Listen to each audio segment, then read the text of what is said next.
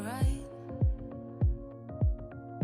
Trying to find some balance in my life, but I never really put up a fight. Didn't follow my dreams, and now I'm losing sleep. What if I lost touch? What if I'll never get it right? I try to follow my heart, but I lost it somehow. Wish that someone could say it'll all be okay. Just listen to me as I say. Slow it down, dreams still yours if you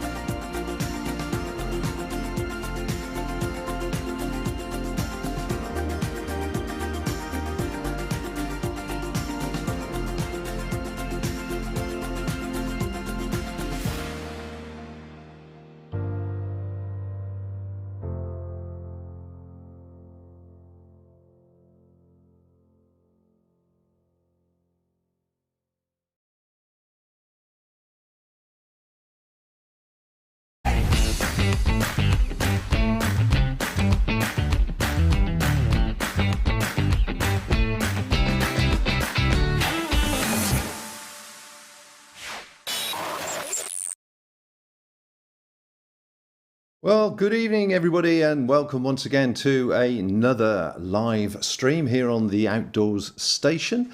Welcome, everybody who are watching live. Welcome to the people that are watching the replay at some stage. And welcome, of course, to those who are listening to the podcast when this goes out in a few days' time. As you know from the recent live streams, we have mixed it up a bit. It's not the usual sort of interviews. We like to mix and match and find interesting people and subject matters associated with the outdoors to talk with and talk about. Of course, as always, tonight I have my mistress, I was about to say, my wife in the chat room. She's looking after the chat room tonight. What's this about a mistress? What's going on? I know. It was a great slight error on my part. Chat room head honcho. I completely forgot. I forgot your official title. Anyway, it's all live, as they say. So these mistakes do happen, indeed. So tonight we are doing something a little bit different. Tonight, we are talking with the CEO of the Outdoor Industries Association in the UK, Andrew Denton. Now, the Outdoor Industries Association, or the OIA as it's known, is a non-profit membership organisation that provides advocacy, representation, promotion, leadership and the opportunity for the outdoor recreational industries to unite with a single common voice. This includes everyone from a small activity group leaders, outdoor press, media, right through to the large named brands. As such, it represents over 200 member organisations that provide products and services for the outdoor recreation industry, retailers that sell those products and services, and non-governmental organisations, NGOs, national governing bodies, NGBs, and other organisations which operate in the UK outdoor sector. Its mission is to engage, represent and promote the outdoor recreation industries with a long-term vision to get more people active outdoors. As such, their remit is vast. And tonight, we're going to be finding out more about their work, their influence, and how some of their work behind the scenes have impacted on our lives as consumers and lovers of the great outdoors. So I'd like to welcome to the show, Andrew Denton. Good evening, Andrew. Hi, Bob. Thanks very much for having me. Hello, everyone. Nice to meet you. And I don't have my mistress or my wife with me, but I do have a dog barking in the background. Okay, well, 1 out of 3 is not bad, as they say. Andrew, thank you. Thanks very much for taking the time to join us. I know you're a very busy individual with a lot of your work, and I'm hoping that we're going to discover tonight really that range and the depth that the work you do and the organisation does and how it actually affects the man in the street or the man on the hill, as they say. So could we start with a little bit of history and perhaps a brief explanation of how the OIA came about, the range of members you currently represent, and perhaps how its role and purpose has evolved since it began? Yeah, sure. It was founded as COLA, it used to be called, the Camping and Outdoor Leisure Association, and it really existed then as a trade body in the way loads of trade bodies used to. They organised trade shows, and in the sort of pre-digital era, it was vital you went to trade shows, no one else was talking to people. And it kind of faded away somewhat 10, 12 years ago, and then we relaunched it, volunteer board, 10 years ago now, and renamed it the Outdoor Industries Association, OIA, partnered with many international associations. There's an OIA in America with the European Outdoor Group in Europe as well, and sort of refocused it completely as this, as you said in the introduction, Rob, this sort of advocacy voice of the industry, a way to represent, engage, promote, and pull everyone together as a non-profit. And we've been doing that pretty much ever since the last 10 years. And it's not predominantly sort of the main brands or the sort of the main players, as it were, that you associate with, or that are members of the organisation. Rather, you've got all levels of membership.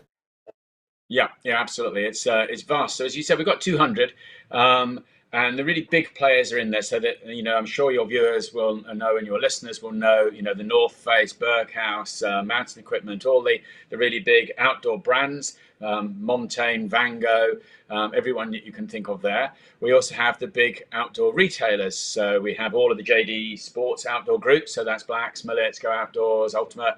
Then we've got Ellis Brigham Mountain Sports. We've got Outdoor Cycle Concepts that own Cotswold and Snow and Rock, amongst others, and then some specialist independents like Tyso's or Countryside Ski, Outside Shop, these sort of brands. And then on top of that, about 30% of the membership are broader. So British Canoeing, British Mountaineering Council, British Orienteering, the Forestry England, the Ramblers, National Trust. So it's a really, really broad sector.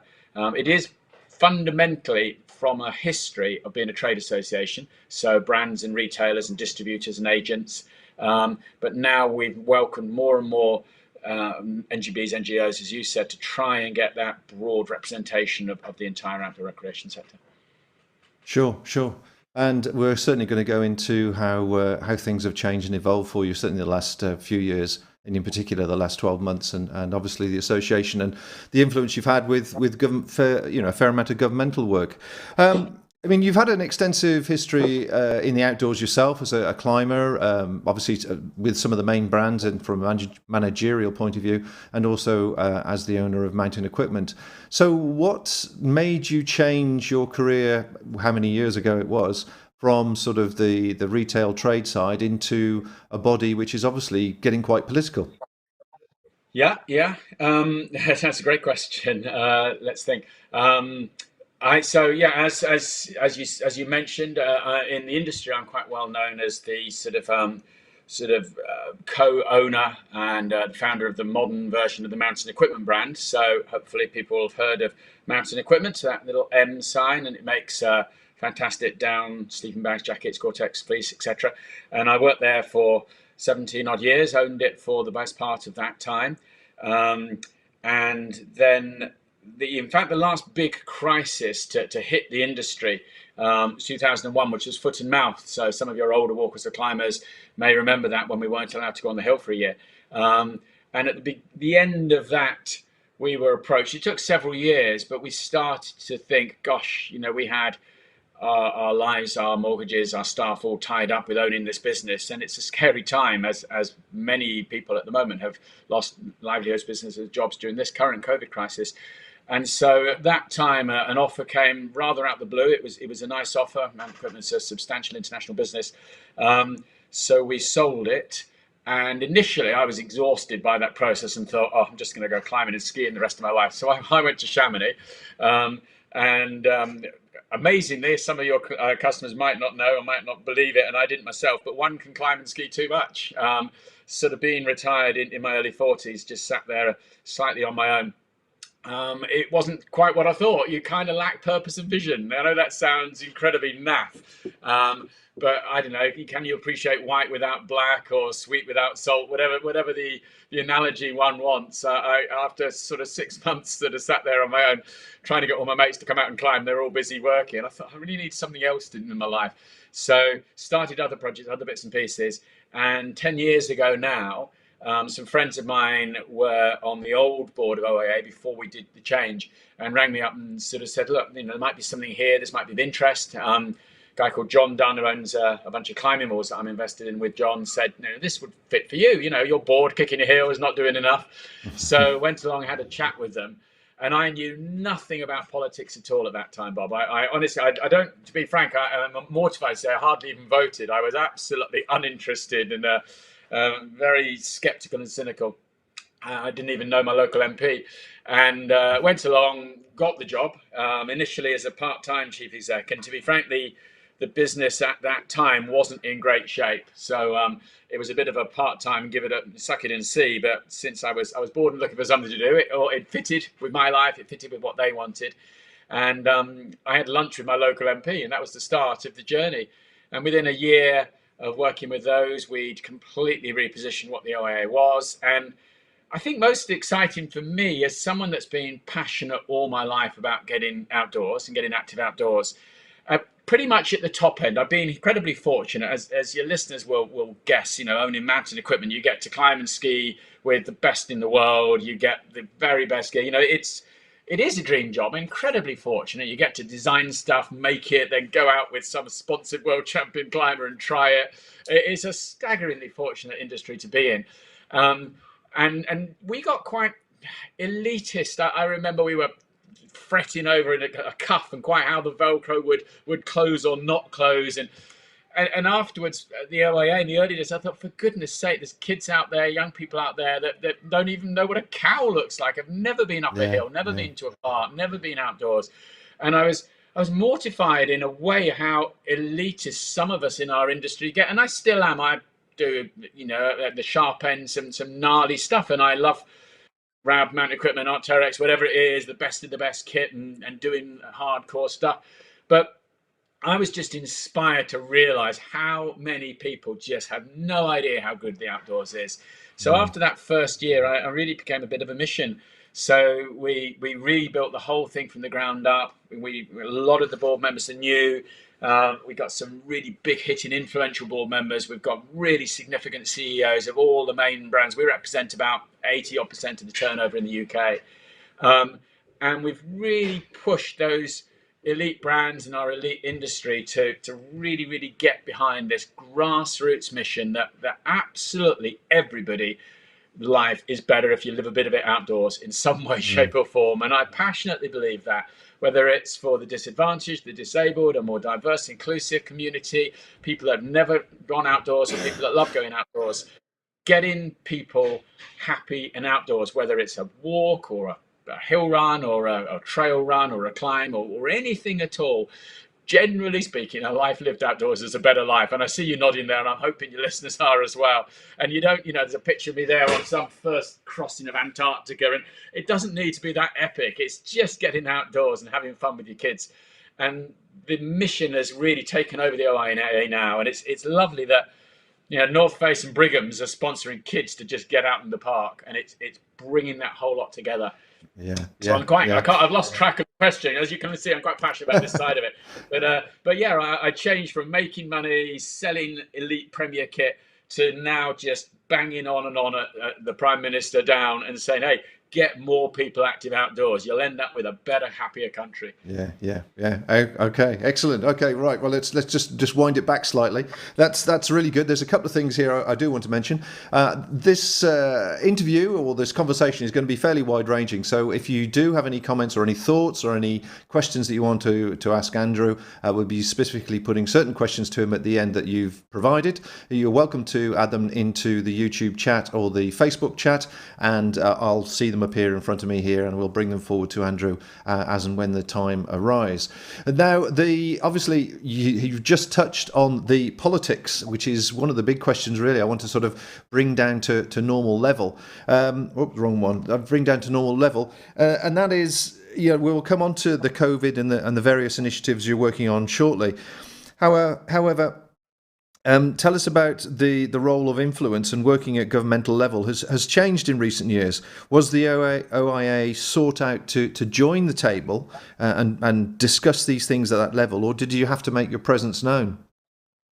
No, very, very much the latter. There was no connection at all. I believe in the year before I joined, they had the local MP pop into the conference briefly.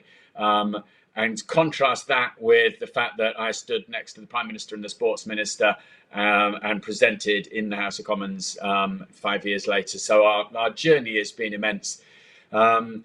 There's certainly no government.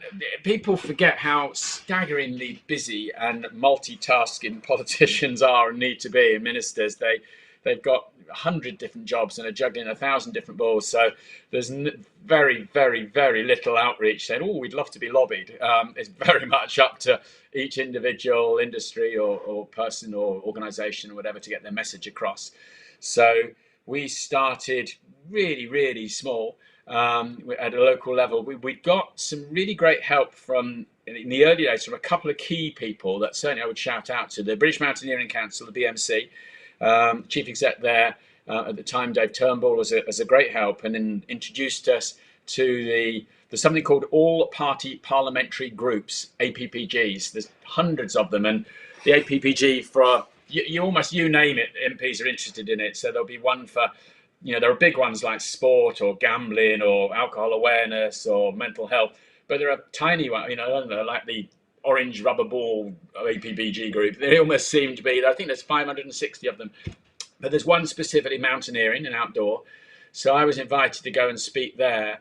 And the chair at the time was a Conservative MP called David Rutley, who happens to be a really keen climber and mountaineer and ski mountaineer as well. And he's also very similar age to me, and we really hit it off. I went back, I spoke at more groups there.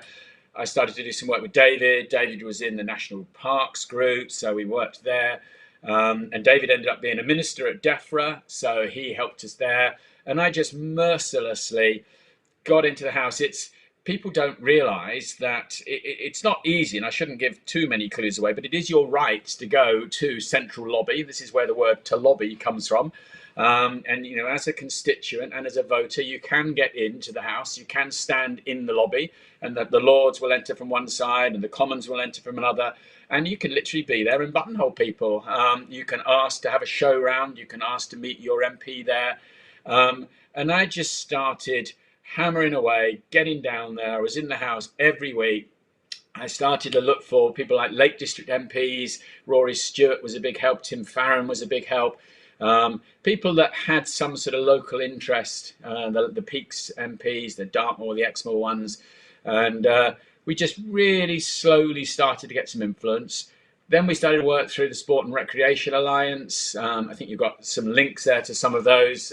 If you wanted to show any of those, UK Active, other organisations that lobbied on a larger scale, and sort of mentioning the fact that being active outdoors was a great opportunity for the sport and physical activity sector to be involved with. Ordnance Survey, you just put up there. They're an arm's length government organisation, which all your members will have used OS Maps, so we went to those guys. So we really just started pushing our connections in every possible way we could. And then going to MPs and say, a life lived outdoors is a better life. We need more support, we need more help and more time. And that led in 2015 through a huge amount of just hassling people. So one MP once said to me, you need to make it so that it's easier to listen to you than to ignore you. And that's how you get lobbying in the end. So in 2015, I know it's a good one, isn't it? But at 2015, the sports minister at the time, who was Helen Grant, and then shortly followed by Tracy Crouch, said, all right, Andrew, stop bugging me. I'd like you to chair a working group to put together a national outdoor recreation strategy. And I'm currently working for David Cameron on a sports strategy, and we will fit something in there if you make it compelling enough. So I work with a lot of people, particularly the Sport and Recreation Alliance, Andy Reid and the team there, and a guy called James Allen. And we created a national outdoor recreation strategy. We got Helen Grant at the time to the lakes. We took her out for the day climbing and outdoors. And then she passed it on to Tracy Crouch and Jane Ellison, who was the public health minister. We took Jane out walking in the peaks. And we just convinced them that they saw the evidence. They saw how the outdoors can transform lives. And that finally led to us standing up, as I say, in the Commons next to David Cameron, who was the Prime Minister at the time. We managed to get Nick Clegg, who's the Deputy Prime Minister, to come and present at our conference.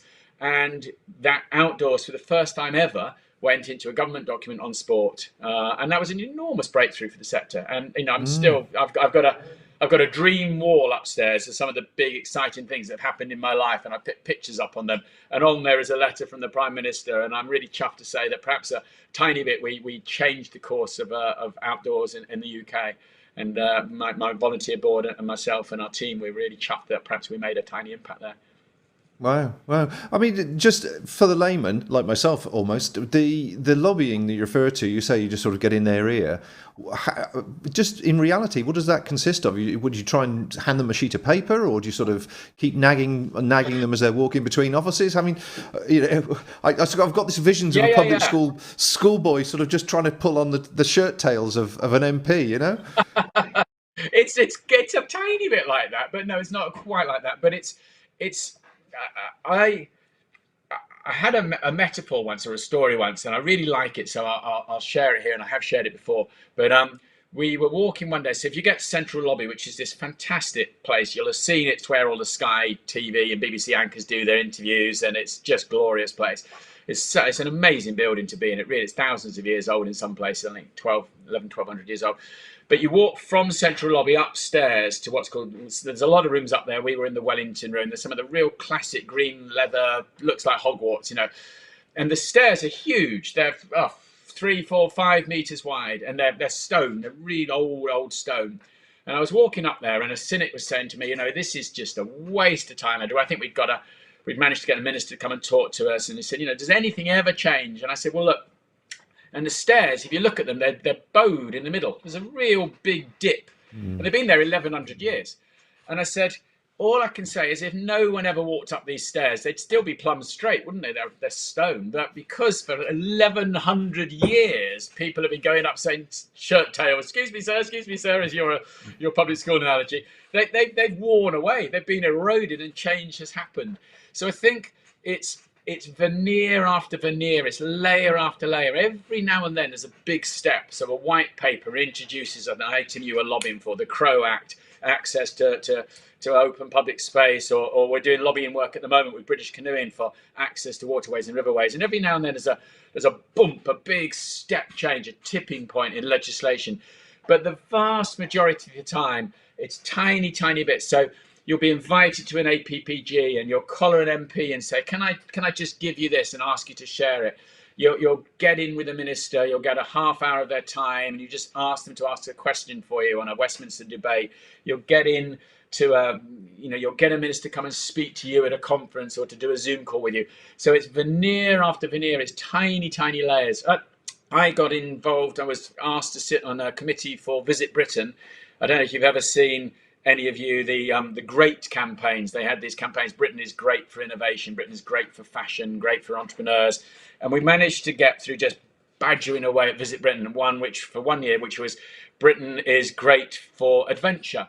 And we had David Hempelman Adams and Rand Fiennes and Shea Black, loads of amazing explorers and people promoting why Britain's got this great history of adventure and countryside and outdoors. And as part of that, I got to go to Number 10 quite a lot. It was run out of then, most of the time just working with the staff there. But I saw the Prime Minister 2, 3, 4 times. And I always go wearing outdoor kit. So I have bright coloured fleece and, outdoor trousers on. I never wear a suit and tie. I'm always Mr. Outdoor. And after I'd seen him 2 or 3 times and shaken his hand and said, just here on the outdoors again, Britain's great for adventure, blah, blah, blah. He saw me in a lobby once. He said, you're the outdoor guy, aren't you? So he didn't remember me. He didn't remember the OIA, but he remembered that outdoor recreation is important. He remembered our mission. He remembered that we just keep on asking. So I think, Bob, it's multi-layer. It's phones, it's Zooms, it's emails, it's in person, it's hanging around. Sometimes if I've got a meeting in the central lobby, I'll deliberately get there half an hour earlier. I'll sit there, open my laptop, and do a bit of work just in case. I got Rees-Mogg once doing that. He was the chair of that and leader of the House. He was walking past, and I literally did, as you say, I just stood up and said, Rees-Mogg, blah, blah, blah, blah. So every now and then you just get a real moment. So it's perseverance. Primarily it's perseverance and having a thick skin. We've got a few people in the chat room. I think Rosa wants to say hello to that's joined us. Thanks for joining us. Yeah, we've got some old faithfuls back. Mark Sean joined us this again, which is brilliant. Nice to have you with us. Martha, who's in Canada, she says it's sunny and dry, but poor old Smoggy says it's still raining in Wales. But whatever the weather, it's nice to have you sharing our time with us. So, yeah, thanks for joining us, guys. Okay, do you have any sort of specific, I mean, you mentioned it already, you've got your whatever wall it was you gave it name to at the top of the stairs there, a success wall, I guess. But are there any specific successes or initiatives that have come to fruition that if you hadn't been involved with, that sort of the wheels of motion were in motion, that if you hadn't been involved with it would have actually not been to the benefit of the average outdoors person? I think it's that's a really tough one. It really is evolution, not revolution, lobbying and the way legislation and stuff works. So every now and then there is a big step change, but some of the work we did, some of the nagging we did, might have contributed somewhat to the changing of the term sport to sport and physical activity. That sounds inconsequentially unimportant to you, perhaps, but if you look at the Sport England strategies before we started, whatever the word you want, lobbying, whining, hassling, whatever it is, the very first time I met with anyone at Sport England, Kate Thompson in those days, about 10 years ago now, walking wasn't included as a sport. Ramblers weren't recognised as a governing body in any way. There was no investment in outdoor recreation per se, other than through competitive sport and outdoor sport. The chief exec who came on board as I started to come on board, and the new sports minister there, both women, interestingly, Jenny Price, Helen Grant and Tracy Crouch, started to see that dance, walking, active travelling, cycle commuting, yoga, spin, all sorts of things that historically wouldn't have been in the traditional sport mode, cricket, rugby, football, etc., were just as important for raising people's heart rate, lowering their blood pressure, getting people sweaty, getting people physically active, and all the benefits for mental, physical, and social health. So the transformation of the word sport and sports strategy to sport and physical activity, the recognition that outdoor recreation is something worth funding, I think we played a significant part in that. And because of that work, we were given some funding, and the funding, we wrote a report in 2015, which I know I sent you a link, and you can put a link on this if you haven't got it now, Bob, which is the 2015 Getting Active Outdoors report. And that was considered really groundbreaking, co-authored by Kelly Gordon and Martin Chester, with a little bit of contribution from myself and our team. It really did break the ground. The one that we've got up on the screen now, guys, is kind of the COVID follow-up that we'll talk about slightly later, but very similar look and flavour to that. It's available free as a download on Sport England or the OIA website. And that positioned the importance and the appetite, particularly for the younger Gen X, the new millennial consumers, who perhaps consume sport in a different way. They have a more peripatetic lifestyle. They've got more of a portfolio career. They change and chop and change. 20, 30, 40 years ago, people, they went to the same job. They had the similar, every Tuesday they went to football training, every Saturday they played football. And even the way activity was measured was all around traditional sport consumption. And some of the work we did and the nagging we did, I remember a brilliant example of the way Sport England used to record activity and sport. They would ring people up in a certain way, and they once managed to ring up the hill walking officer, the British Mountaineering Council, and the way he was forced to answer the survey questions meant he wouldn't be counted as a hill walker, even though he was literally in charge of hill walking for the BMC. Because the old way of recording it was, do you do it 3 times a week? Are you a member of a club? Stuff like this. Well, you can't with hill walking. You do different things. You go out trail running in the week, and then you go to the lakes for 2 big days. So it was a completely different way of consuming sport and registering that consumption. So the Active People Survey has now changed to Active Lives. And I'd like to think that some of the work we did made a difference to that.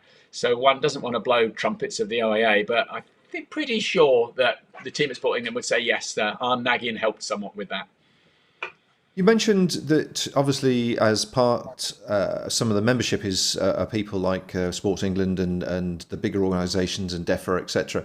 When you sort of do the lobbying and make your influence or try to make your influence, do you sort of go in mob-handed, or do you go in one after the other? In other words, do you act as a group, or do you act as a group of individuals with a shared agenda?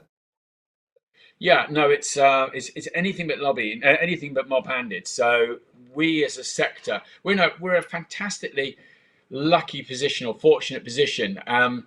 It's really tough to find anyone that doesn't think getting kids off screens and active outdoors playing and having fun is a good thing, or older people or anyone. There's almost no one, whether it's Independent Party, Liberals, Labour, Conservative, Lords or Commons, it's not like you're lobbying for the coal industry or the British tobacco or the car industry or road traffic control or anything else. We pretty much say to anyone, hey, we'd like to get kids active outdoors, and it will help build physical health, mental health, social health. The benefits are so myriad. It's incredibly simple. So right from the beginning, we kind of, the way we don't use the lobbying word, we say we love working in partnership with government. We work with the coalition government, we work with 2 Tory governments, we've worked with 2 or 3 multiple ministers, 6 sports ministers, and very, very little. It's pushed on an open door. So it tends to go primarily through me. Everyone, so the BMC or British Canoeing have got their own points of access, and their own. So the British Canoeing are working really hard at the moment on fair shared access for all to waterways. I know you had Ben on here a couple of weeks ago talking about that. So they will work really specifically on that. We tend to be the broadest point of lobbying, and I remember once Dan by Faint Praise, the chief executive of the BMC. I mistakenly said something like, we represent all our members. And he leapt up and said, you don't represent the BMC. And I said, oh, right, okay, sorry. And then he said, and I said, well, if a minister just had half an hour for the whole of the outdoors and were only going to speak to one person, who would be the least bad? And he said, oh, well, I suppose it would probably be you. In that we can represent canoeing and orienteering and climbing and hill walking and the National Trust and Forestry Commission and mountain biking and skiing. We've got fingers in so many pies. And what really, really helps us, particularly with the Conservative government, is we represent about 1.5 billion of turnover as well. That's 1.5 billion of turnover. We pay a lot of taxes, our members. We're not just a little charity or just an NGB. We're not just focused on waterways or just focused on like the Ramblers. So if the minister who has so little time needs to get a quick, brief understanding and grasp of the outdoors, then in speaking to me, not only can I say, right, well, we can do water, we can do climbing, we can do coastal, we can blah, blah, blah. We can also offer to pay for some stuff as well. We often partner, so we put half the money up for that report. We said to government, well, if you put half of it in with Sport England, the outdoor industries will put the other half in. So, we really are prepared to work with government. And so in that way, I think it's anything but mop-handed. It's going with an open approach, saying, look, who doesn't want to get kids active outdoors? How can we help you do that? And as consequently, they're usually quite welcoming. And what sort of influence or impact have you made in the last 12 months with, obviously, the consideration we've all been in lockdown and the kids been in lockdown, and everybody has become probably excruciatingly aware of just how important outdoor activity and exercise and fresh air and a change of environment is. Have you managed to sort of have the ear of somebody and keep that message strong? Yeah, we've been really, really fortunate. Would you want to come say hello to everyone? Oh, this is my little girl. This is Isadora. Say hello to the world. She's got to go to bed now. Right, I'm on TV, sweetheart, so you better go to bed. See you in a minute. Classic moment. A classic moment. Yeah, I know. It's one of those Zoom moments, isn't it? I thought when I saw him there, I thought she'd say hello to everyone. Yes, it's been. I mean, this is, one. I'm sure every speaker that's been on and everyone who writes anything, before they start saying they acknowledge the health crisis and the economic crisis and the huge tragedy and loss of life, and it's been obviously enormous. It's been bizarrely, and I own a bunch of climbing walls, and we've been closed for the best part of a year, so it's been catastrophic for me financially and lots of our members. But bizarrely for the OIA, if anything, it's been a real turning point. It's been a real moment for us for a number of reasons. As you rightly said, that message of being outdoors has come through loud and clear. There's been a huge, downloads of the Couch to 5K, selling of running shoes and cycles and kit like that has been huge. People's appreciation and realizing how important it is to get outdoors has been incredible. But what's really interesting is in the very early days, right at the beginning, March 16th, before we were even locked down, we managed to pull together 50 or 60 organisations, and this was a lot of our big members and the really big players, Forestry, National Trust, NGOs, NGBs, loads of us, we all pulled together, we got a joint statement on the vital importance that people will be allowed to exercise outdoor. Because if you remember back to last March, Spain, Italy, France, they were locked down. You couldn't go outdoors. There was just nothing at all that could be done. And in writing that press release, we were listening to Boris 5 o'clock every evening, and he actually read briefly from one of the joint releases that we've managed to get together as a sector about the vital importance for mental and physical and social health of being allowed to exercise outdoors. So I'm not saying it would or wouldn't have gone through without us, but the fact that we acted so quickly and we got that message across, working really closely with UK Active as well, and all our members, and a huge thanks to all our members. We really just were the sheepdog that helped lobby them, the big players with the big names, I'm sure. But I think getting that in really early really helped, and it showed that speaking with one united voice can be useful, whether it's a trade union or whatever it is. There's a moments where you need to act decisively with clear on-track messaging, and no matter how big your members are, they need that single point of voice, that single focus. And so we helped there, and we then went on literally the next Monday, whenever it would have been, the first Monday lockdown, 23rd of March last year, we put a COVID newsletter out, week one. We went out on the Tuesday and the Wednesday and the Thursday, and we just started collecting information on, what is allowed, what isn't allowed, support, furlough, grants, what you can do, what you can't do.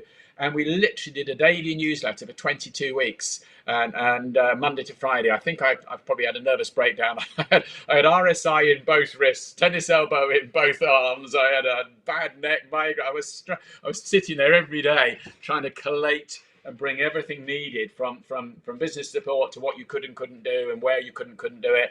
We were arguing for people. At some point during this, I came from a personal perspective that I thought there was some perspective lost, and when they were arresting hill walkers that I felt were socially isolating and being perfectly reasonable and perfectly fair, I think there came a point where we lost sight of what we were doing this all for from a personal perspective, and that's a personal view. And so we fought then to try and listen to all perspectives and all points of view, and not just the orthodoxy that was coming out of government.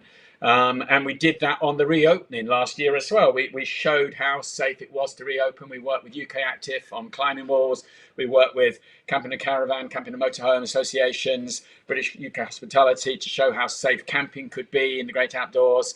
And we tried to stress the importance for children who I think at times, and again I stress that this is a personal perspective, but I think at times if one is in the Westminster bubble on a gold-plated civil servant salary with a gold-plated pension and a really excited job, it's hard to realise what a deprived child living in a flat in Birmingham with no local park, with a dad who's lost his job and have got an alcohol addiction.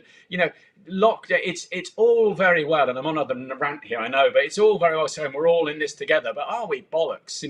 So we really wanted to make sure that within the constraints of being safe, of course, understanding this is a nasty coronavirus that's killed a lot of people, but within those constraints there were still mental and physical and social health necessities for the country, particularly in the less advantaged. I'm incredibly full. My little girl you saw then was out every day. We live in the middle of nowhere, but there are plenty that weren't. So it was, in answer to your first question, it was a real opportunity for the OIA as well, and we tried to walk a fine line between spreading government messages, working with government, supporting, sending out the links, making sure we supported the essential and safe lines, but also pushing the envelope back somewhat on what we or our members felt might be safe, might be appropriate when that was necessary. And that was a hard line to find, and I apologise if I've upset anyone in any way, shape or form there, but we tried to get that balance through this whole process, and it's been a really challenging and exciting time for us, but certainly a moment.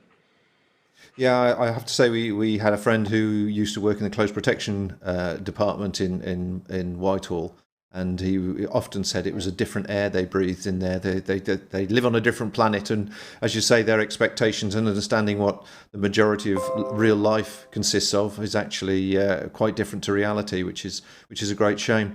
I'd just like to remind everybody, if you've got questions or comments or points or anything you'd like to put to Andrew, please drop them in the chat, either in YouTube or in Facebook. We'd love to have some more comments and any thoughts and certainly questions. We're going to come on to a few other topics now, actually. One of the questions which you sort of alluded to really as you started there was, we saw last year there was a sudden influx which took place upon the outdoors generally within the borders, and the pressure it put on the UK rural infrastructure to deal with the numbers that were not travelling abroad, obviously, for their recreation.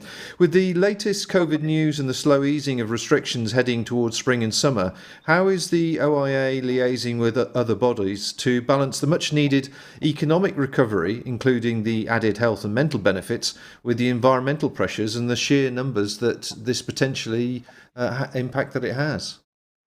Yeah, who can I ask who that question's from? That's a fantastic question. It's one I made up earlier. One you made up, even. No. It's a really massively important question, and there's a real tension in there. And let's go back in time before I answer that to what happened last year. We were working really closely with Natural England, DEFRA, all of our associations, trying to plan what the reopening would look like.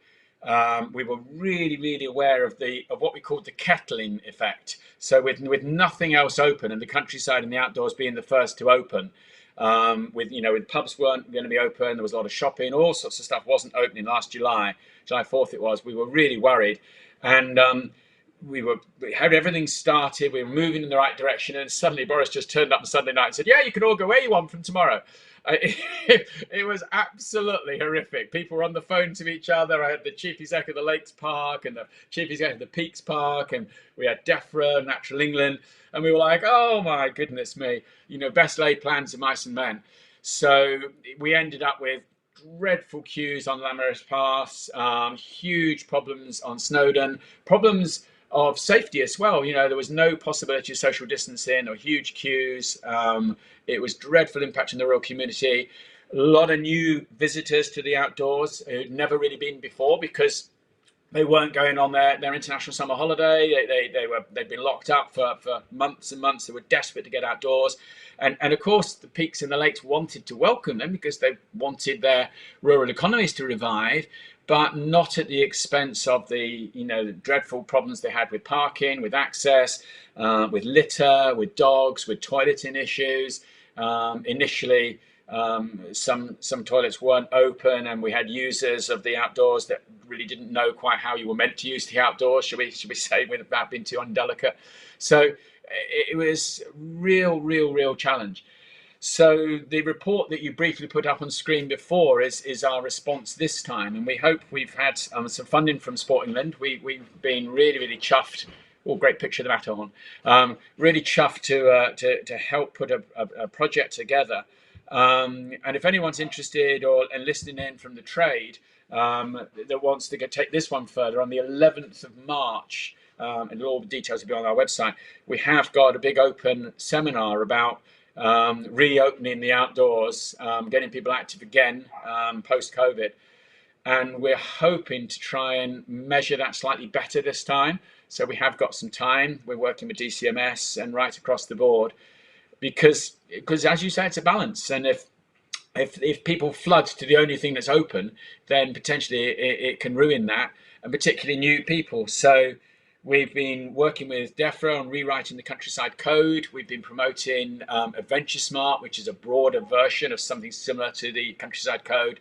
We've been working with some of the big players, and everyone's trying to work together to help and inform and mitigate the negative impact of a rush of new people, then to entertain and engage and make sure those new people have a great time and don't just say, oh God, this outdoor isn't for me, it's wet, cold and miserable and I've had an awful time. So to make sure they can enjoy it. And then in an ideal world, to retain them. So next year when they can go to Greece or Spain or whatever they've historically done, they think, actually, I've really had a great time in the lakes or the peaks or Exmoor or wherever it was. So we're hoping to share that and spread it and keep some of those people so that they keep coming back and loving the great outdoors in Britain. The outdoor industry, as a generalisation, is sometimes accused of being a bit of hypocrisy, really, especially when it comes to sort of environmental issues and sustainability. Are there any significant changes taking place in specific internationals or at specific international levels which will make a difference to the man on the hill from that point of view? Yeah, no, it's another great question, and yeah, I think if you went back in time, we absolutely hold our hand up, and I think so. There were some early brands like Patagonia, Vaude, Finisterre, who got the whole climate change, climate crisis challenge early on, and took the sustainability project further. Patagonia were the first people to introduce PCR, recycled fleeces, stuff like this, but that was then, this is now, and now there's an enormous push in the outdoor industry. They really are leading the way again. We work closely with the European Outdoor Group. We in the OIA, all our members voted last year to try and beat the government by 20 years. So we've got a pledge to try and make our entire industry in the UK climate neutral by 2030. We give money to an international non-profit called Outdoor Gear for Good to try and deal with what you've got there on the picture, which is recycling and instead of landfill. So putting polyesters back in, nylons back in, trying to recollect use product that can be reused, recycled or repaired.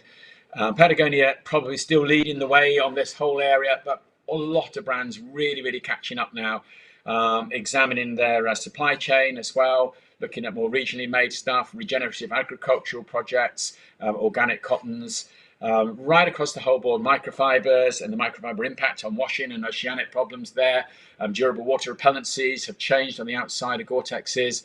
So there's a huge amount now. We work with a small company called Planet Neutral that are really helping the industry on that side.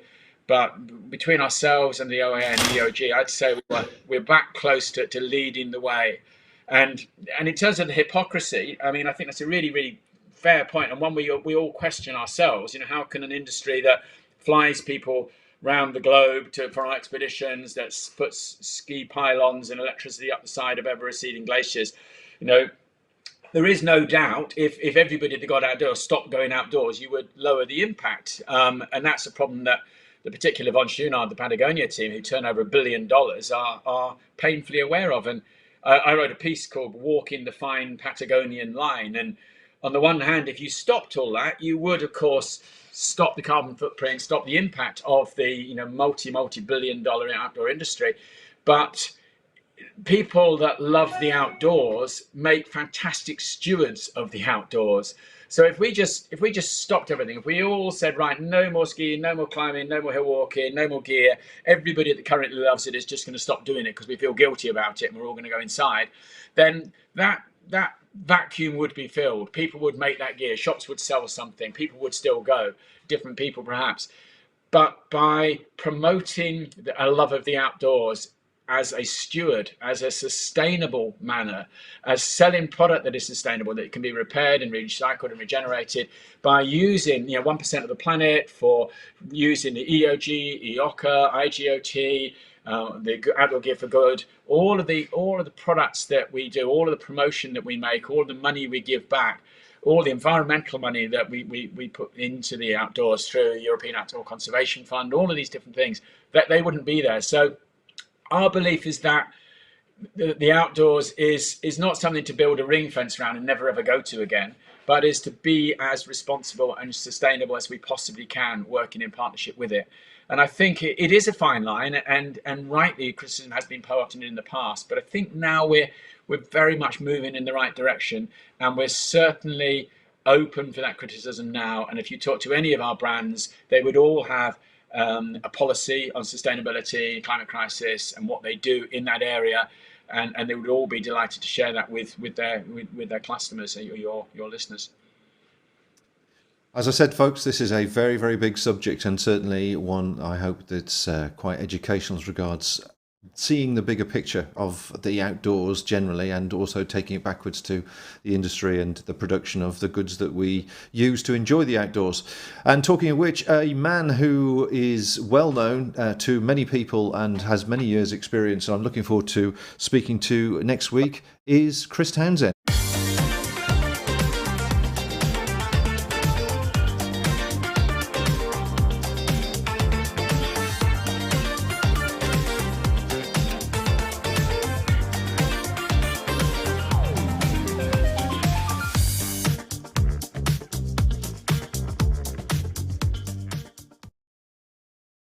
And I'm looking forward to Chris joining us next week. So do make a note in your diary at 7 o'clock next Wednesday, all being well. Chris will be joining us, touching on a whole variety of outdoor subjects, as well as no doubt talking about occasional bits of gear. And certainly the changes he's seen over the last 20 or 30 years will be very interesting to look back on that. Now, we've had a few questions come in, which I'll start going through in a second. But if there's anybody else that wants to flag up any more topics or any questions or any suggestions and put it to Andrew, then please drop a note, as I say, on the chat there in YouTube or Facebook. With the latest easing of COVID restrictions, so what are the big projects now that you're working on, and how do you see the future? Obviously, you touched on the next 12 months regards the outdoor industry, the visitor pressure that we'd have within the shores. But what sort of other bigger pictures are you working on that's actually slightly further afield from that point of view? Oh. You know, I know they'll all want to get out onto the hill again. So initially, in the next few months, we're super busy on clarifying when you can go camping and booking a camping holiday. And I literally was just talking to DCMS about half an hour before I came online with that. And there was a question we managed to get in the House of Lords today about that. It's not entirely clear. It appears to be, if your members are about to book a camping holiday, that as long as you book a self-contained holiday, that will be from the 12th of April. So that would be in a camping caravan, motorhome, or a tent with your own toilet facilities, but you won't be able to have shared facilities. And we're trying to get some clarity on when shared facilities will open in the next phase. In terms of climbing walls, they will be 12th of April, and they will open alongside sport and leisure and gymnasiums. In terms of access and visiting the hills for climbing, outdoor climbing, fell running, etc. Obviously, you can do that at the moment if you can do it locally as part of your exercise, but you have to be able to justify that that's local, and that is still a little bit open for interpretation. You know, some police forces being a bit more zealous than others, as I mentioned earlier. We're trying to get an approved DCMS indication that at what point between now and when everything's fully open in June could you go, if you got into your hermetically sealed car and you wanted to drive somewhere to run a horseshoe on your own in the middle of nowhere, at what point could you do that legally? I imagine you could do it safely now, but at what point could you do it legally? So no one wants to promote anything that is not allowed or legal, and there's a lot of wiggle room at the moment about, try to minimize travel where you can. And that's all very well. If your sport is table tennis or, running in the local park, that's easy. But if your sport is climbing on grit and you don't live near grit, you might feel you want to travel. So we're not clear. So then initially it's getting all that reopening for camping, hill walking, climbing, all the outdoor sports, mountain biking, trail centres, all of this stuff. What and when will they be open? Then going forward, the big projects for us for this year and next year are certainly the climate neutral by 2030, really trying to get the whole industry behind that. We're doing a piece this year on diversity and inclusion in the outdoors.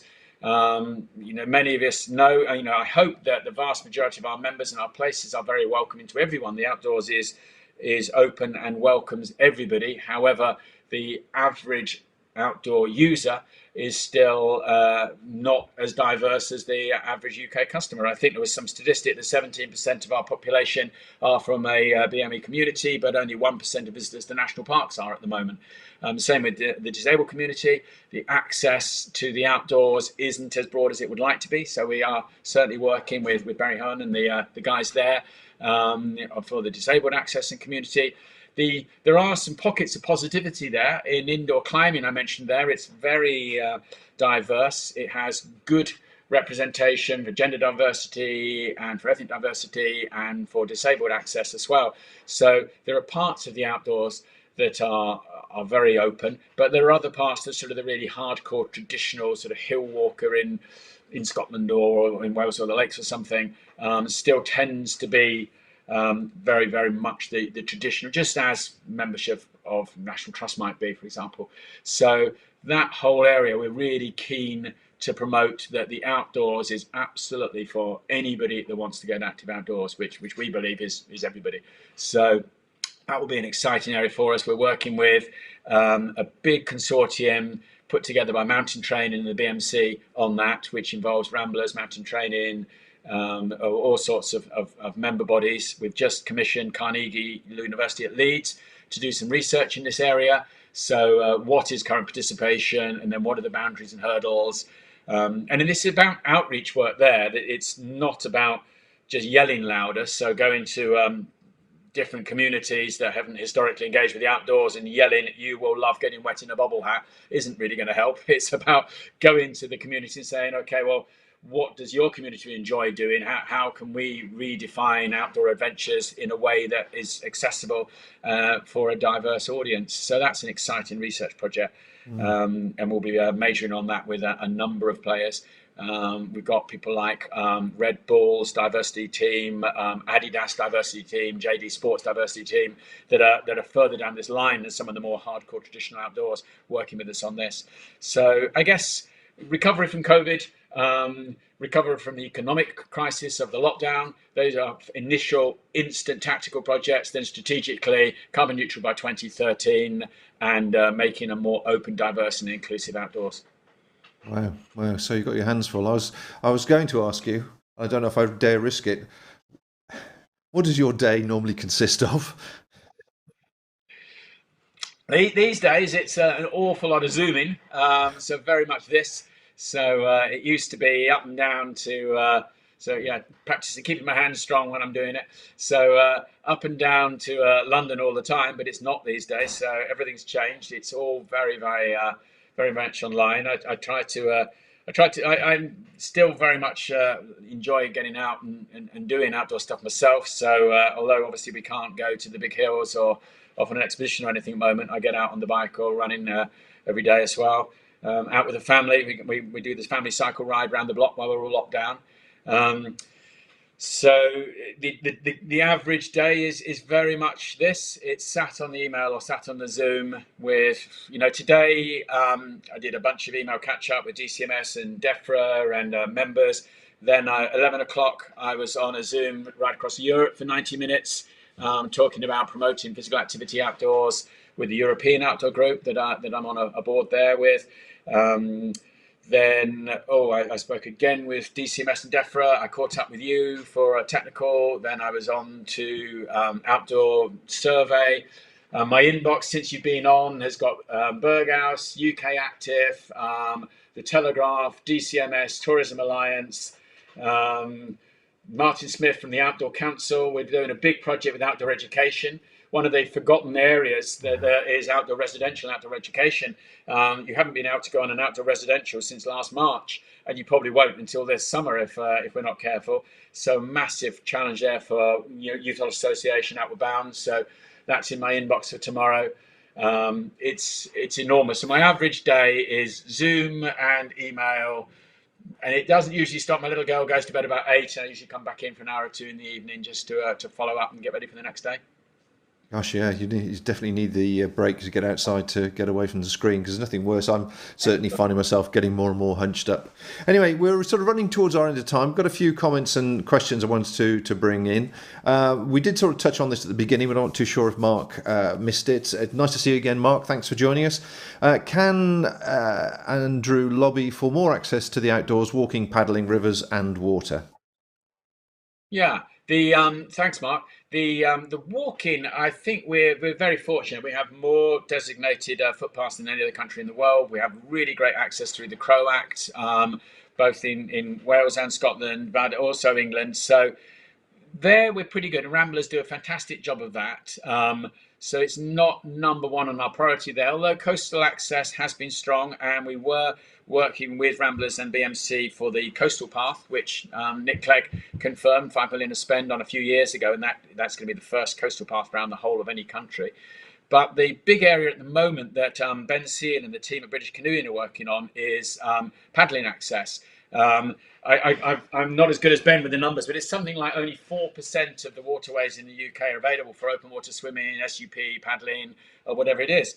And we, as a sector, fully and absolutely embraced the concept of, fishing and angling and private waters and appropriate waters, and all we are asking for as a sector is fair, shared, sustainable access for all.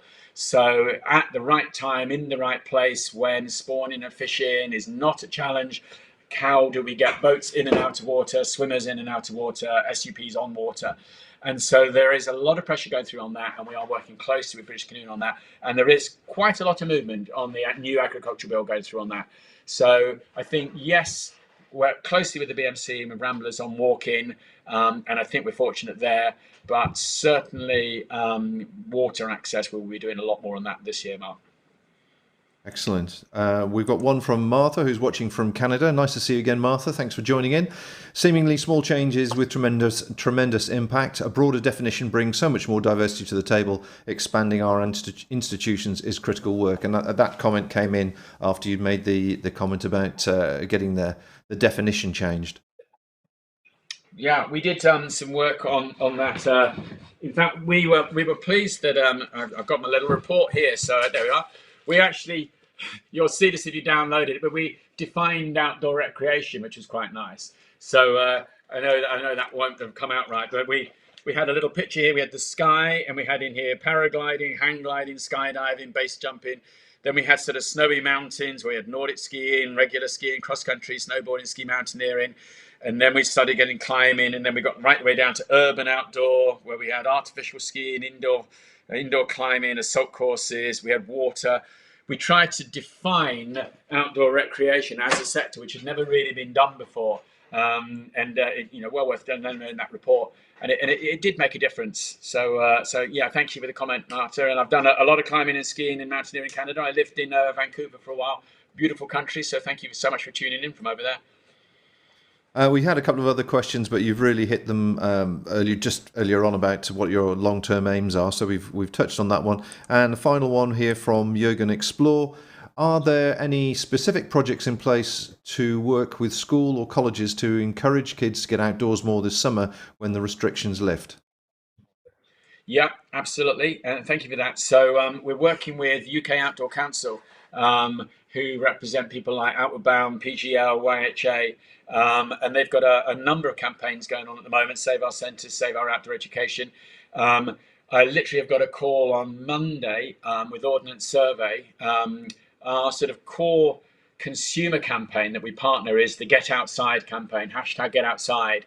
So please, if anyone hasn't heard of it, please look up hashtag Get Outside. We've got 100 champions from Ben Fogel and Kenton Call right through a broad and diverse section of champions across the country. Loads of free maps, free information, free inspiration for Get Outside. But we're looking at making a shift to hashtag Get Kids Outside as a big push for the summer. As you say, I mean, one of the big challenges is going to be, people are calling it in the technical, climbing instructor market and indoor climbing skill fade. And I think we're all going to have some sort of skill fade, and it might just be, how to go sociably to the pub, which you haven't done for a year.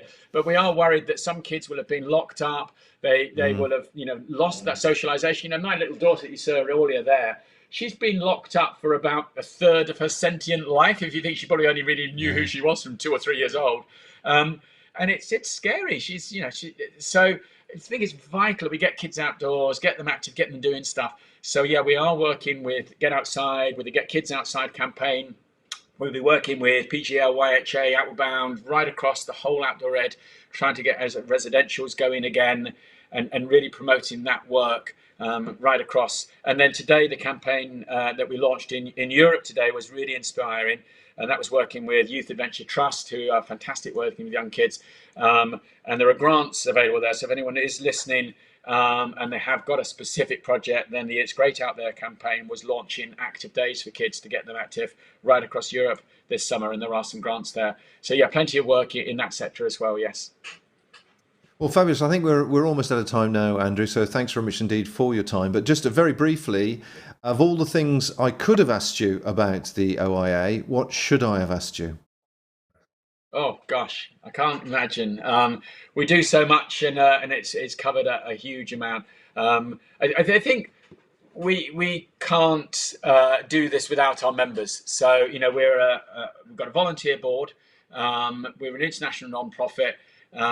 All of us have worked for free and for voluntary at some point or other during our careers at the OIA. So, if you like this and you like the sound of our work and you are involved in the industry in any way, shape or form, then, please do go back to your head honchos or whoever holds the purse strings and say, hey, I'm glad to see that we're members of the OIA, or ask them, are we members of the OIA? Or if in any way you touch any business that works in the outdoor, do ask them to join the OIA or follow us, hashtag us, any of that stuff. But thank you for putting that up. Perfect timing. We can't do what we do without members and membership donations. Excellent. Well, as I say, and as you see on the screen there, you can contact and follow the OIA and find out more information about it. You never know, it might be the organisation that you or your club or your association or something it may do with becoming members of, becoming part of. Once again, we are the longest running outdoors podcast in the world, so there are 537 podcasts there for you to listen to and download at any stage. So, Andrew, that leaves me to say thank you very much indeed for your time. I do appreciate it. I know it's been a very long day for you, but by the sound of it, you have very long days every day. But I do appreciate you squeezing me in, and we've taken a while to get this organised, but I hope it's been worthwhile for everybody watching. And hopefully you'll get a bit more awareness going with groups and various clubs and committees as a result. Lovely. Thanks very much indeed for having me, Bob, and thank you everyone for listening. I appreciate it. It was business to business, but I hope it showed you some of the workings behind the scenes of the outdoors that we all love to play in. Thank you. Thanks, Andrew. Bye-bye now.